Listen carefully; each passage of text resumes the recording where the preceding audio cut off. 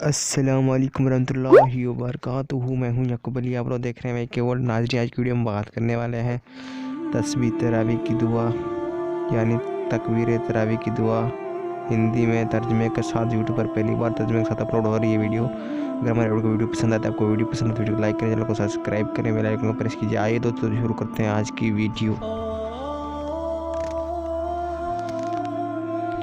तस्बीह तरावी की दुआ। आऊज़ु बिल्लाहि बिस्मिल्लाहिर रहमानिर रहीम।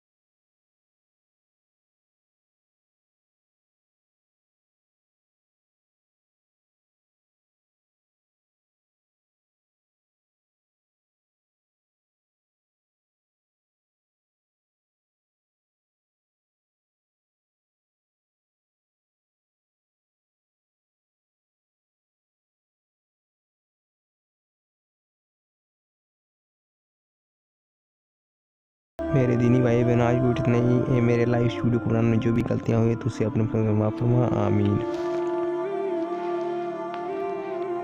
तो आपकी गुजारिश है। अस्सलाम वालेकुम रहमतुल्लाहि व बरकातुहू। मिलते हैं इंशाअल्लाह एक नई वीडियो के साथ। तब तक के लिए अल्लाह हाफिज़।